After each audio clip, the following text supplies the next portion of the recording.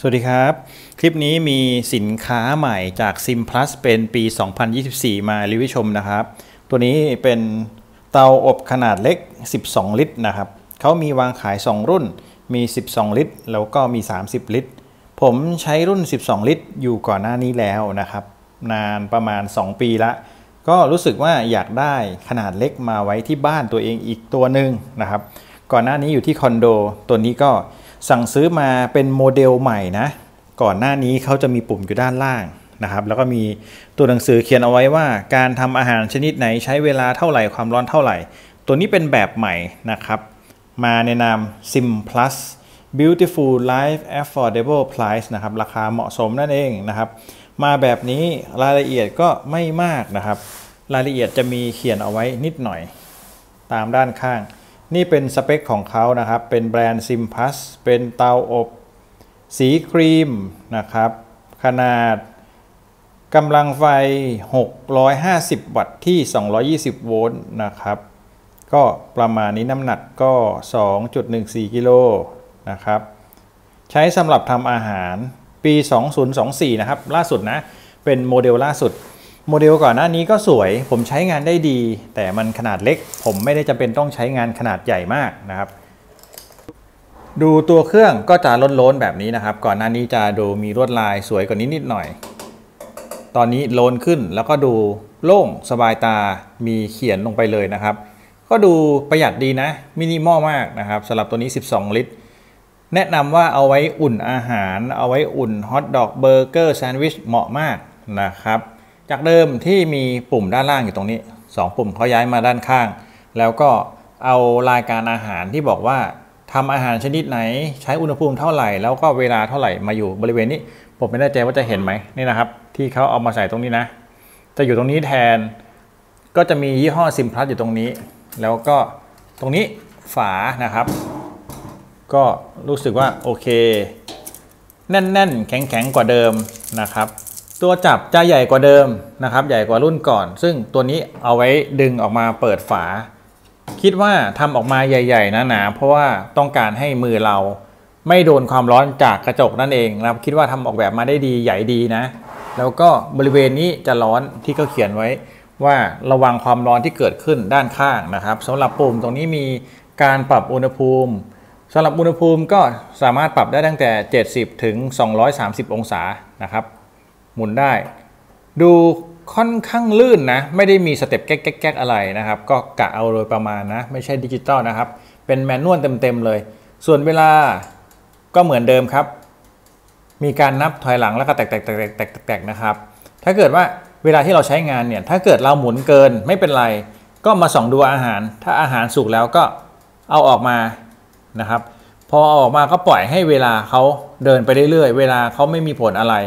สมมติว่าอาหารเราสุกแล้วก็หมุนอุณหภูมิลงแล้วก็เอาอาหารออกมาหรือว่าจะปิดสวิตช์ไฟแล้วก็เอาอาหารออกมาก็ได้ปล่อยให้เวลาแตกอยู่แบบนี้ก็ไม่เป็นไรนะครับก็ถือว่าโอเคตอนนี้เวลาก็เดินอยู่ครับปล่อยให้เขาเดินไปเรื่อยๆด้านหลังครับเป็นสติ๊กเกอร์ Sim Plus นะครับแล้วก็สเปคนิดหน่อยผู้ผลิตรวมถึง Serial Number นะครับก็ถือว่าโอเคมีคนรับผิดชอบแล้วเป็นยี่ห้อ Sim Plus สมัยก่อนมีโมเดลใกล้เคียงกันเยอะมากเป็น OEM ด้วยเป็น Sim Plus ด้วยนะครับตอนนี้ Sim Plus เขาออกแบบมาใหม่เป็นโมเดลของเขาเองตัวนี้เป็น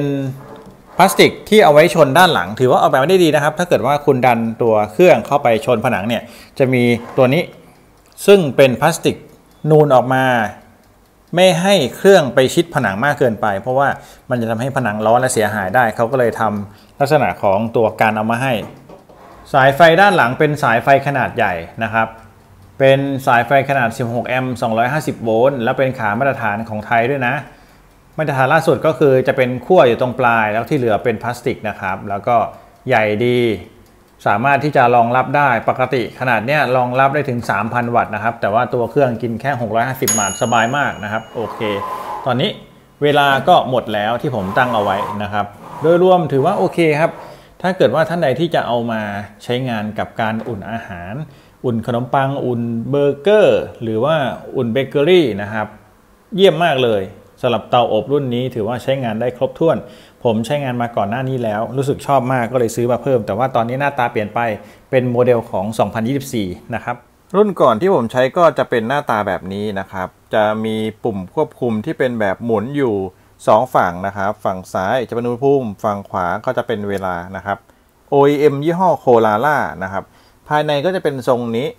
สัญลักษณ์อยู่ที่เดียวกันเลยแล้วก็ภายในออกแบบมาเหมือนกันเป๊ะขดลวดจะต่างกันเล็กน้อยนะครับด้านบนกับด้านล่างส่วนตะแกรงแล้วก็ส่วนอื่นๆเหมือนกันมากเลยครับตอนนี้ก็ยังใช้ดีอยู่และใช้ปกติด้วยนะครับถัดมาครับสิ่งที่เขาให้มาในกล่องก็จะมีคู่มือแล้วก็มีใบรับประกันนะครับเป็น user manual สามารถที่จะเอาไปสแกนในมือถือดูออนไลน์ได้มีลักษณะสินค้าอื่นๆโมเดลอื่นๆเผื่อสนใจนะครับก็ตามนี้เขามีประกันให้ด้วยนะผมเคยส่งเคลมหม้อทอดไป14 วันได้สินค้าชิ้นใหม่นะครับกรณีที่เป็นความเสียหายจากผู้ผลิตชัดเจนยืนยันด้วยหลักฐานเขาก็จะส่งตัวใหม่มาให้เราก็ไม่จำเป็นต้องส่งตัวเก่าขึ้นแล้วแต่กรณีนะครับก็ถือว่าโอเคนะยี่ห้อนี้ประกัน1 ปีนะครับผมไม่แน่ใจว่าเขาจะมีเงื่อนไขยังไงบ้างลองไปดูรายละเอียดเพิ่มเติมตามเงื่อนไขลองสอบถามทาง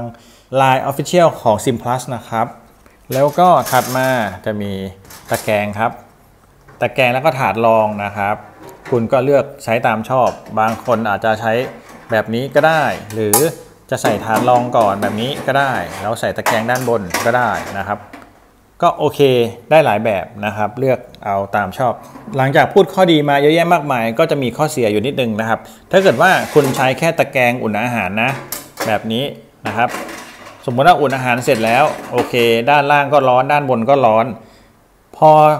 อาหารหยดลงไปด้านล่างหรือฝุ่นที่เป็นเบเกอรี่แซนด์วิชหล่นลงไปด้านล่างไม่มีถาดเทครับเนี่ยเขาไม่ได้ทำถาดเทมาให้คุณต้องยกและคว่ำเทออกมานะครับผมพยายามเปิดแล้วเปิดไม่ได้ไม่แน่ใจว่าจะเปิดยังไงฉะนั้นเวลาที่เศษอาหารหล่นลงไปด้านล่างสิ่งที่คุณทำได้ก็คือคว่ำนะครับถอดออกมาทุกอย่างทั้งหมดแบบนี้แล้วก็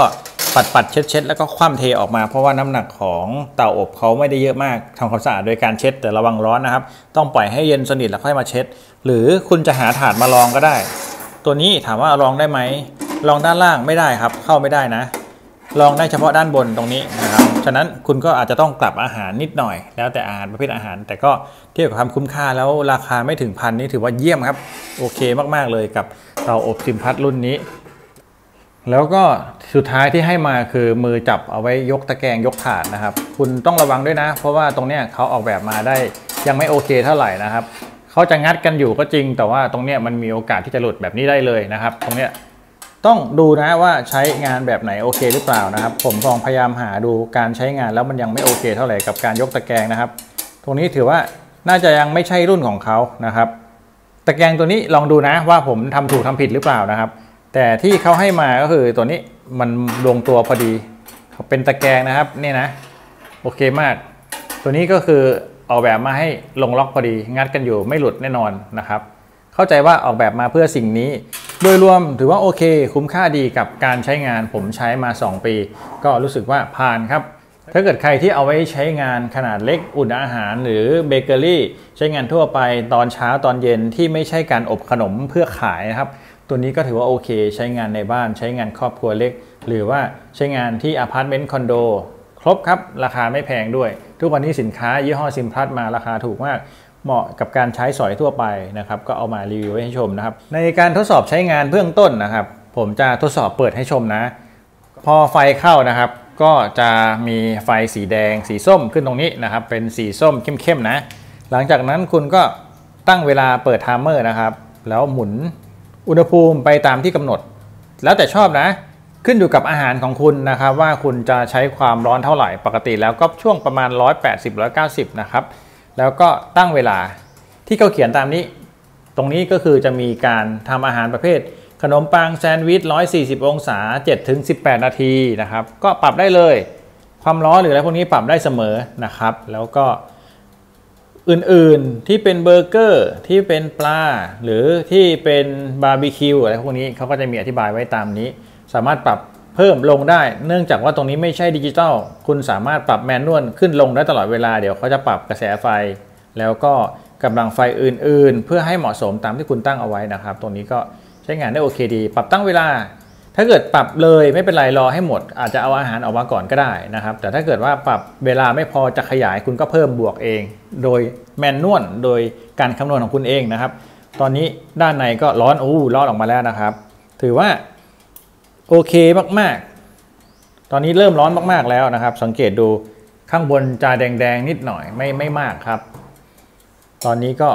มีการเพิ่มมีการตัดไฟมีการปรับไฟอัตโนมัติเพื่อให้อุณหภูมิคงที่นะครับยี่ห้อนี้ถือว่าใช้งานได้โอเคดีไม่มีปัญหาที่บ้านยืนยันแล้วก็ชอบ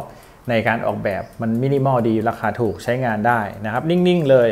ไม่ค่อยอิดออดเนื่องจากว่าเป็นสินค้าที่ให้ความร้อนเฉยๆนะครับกินไฟ650 วัตต์ถือว่าไม่มากมายเท่ากับไดร์เป่าผมเครื่องนึงเท่านั้นเองนะครับถ้าใครมีคำถามคอมเมนต์ไม่ได้เลยเดี๋ยวจะทดสอบแล้วมาตอบให้แต่การใช้งานเบื้องต้นนี้ง่ายจริงๆนะครับเหมาะสำหรับเอามาไว้ในบ้านขนาดเล็กคลิปนี้ก็มาเพียงเท่านี้ขอบคุณที่รับชมครับสวัสดีครับ